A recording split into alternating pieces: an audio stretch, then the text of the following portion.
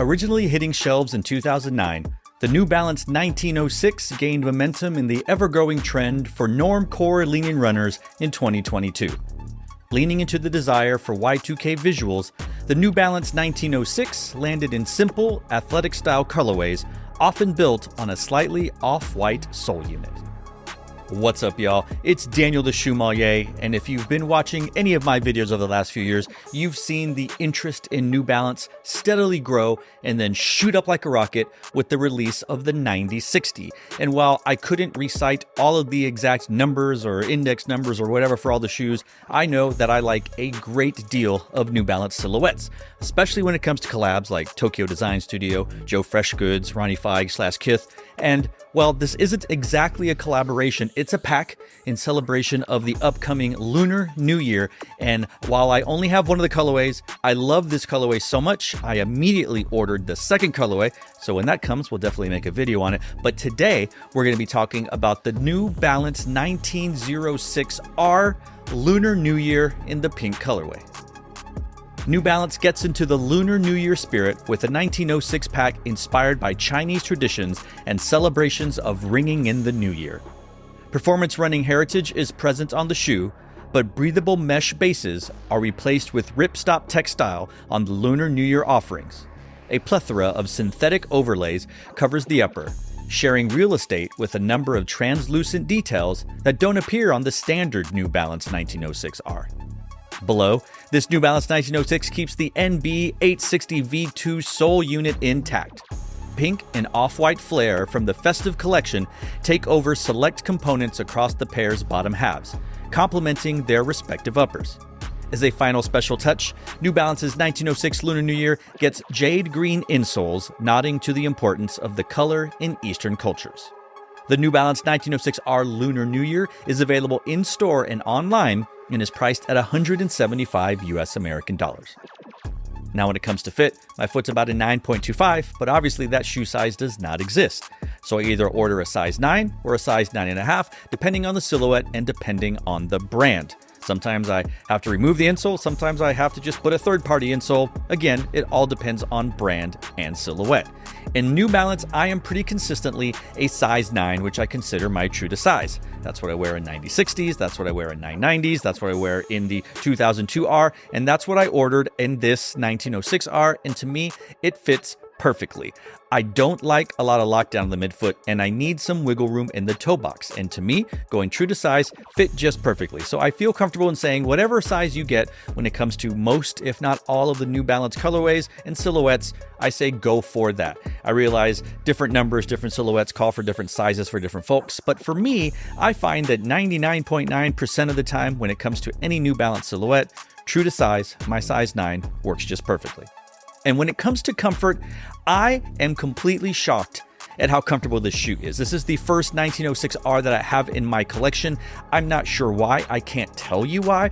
All I know is when I put it on foot and I walked around on hardwood in my house, shot the on footage, I was thrilled with how much cushiness was underneath the heel. This is one of the more comfortable, more squishy New Balance silhouettes that I have worn. I love the 9060. I think it's incredibly comfortable, and it seems to be well-balanced comfort across all of the underfoot.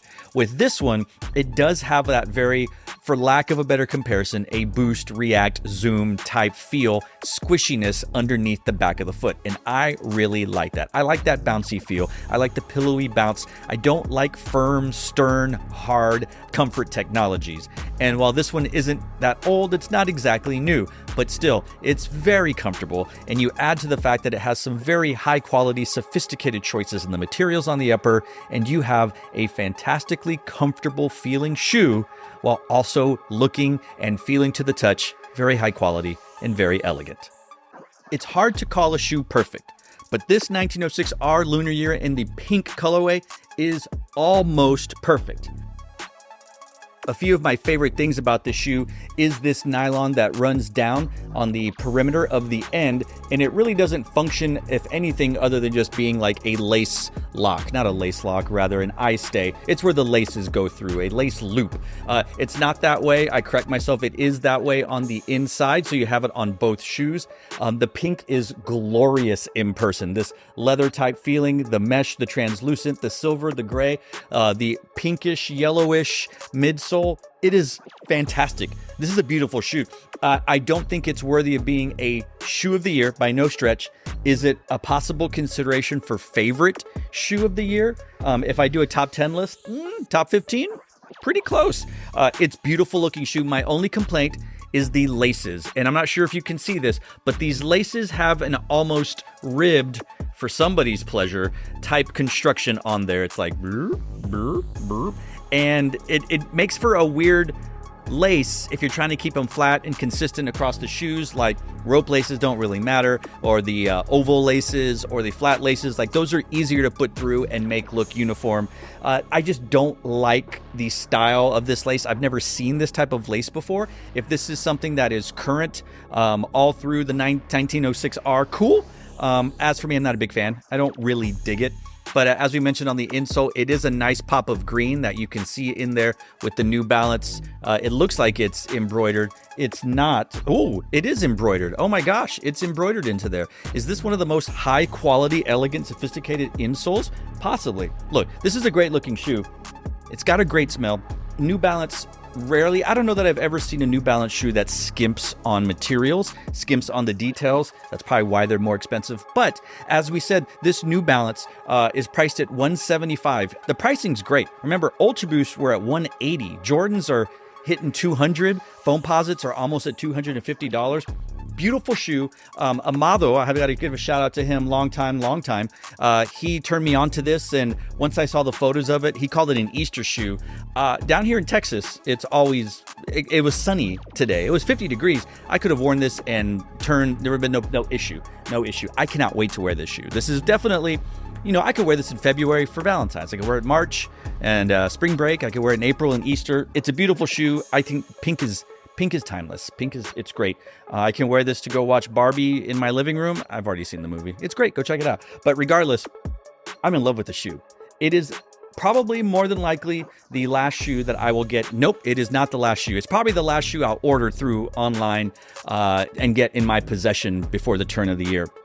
If this was the last shoe of the year, what a way to finish. But it's not.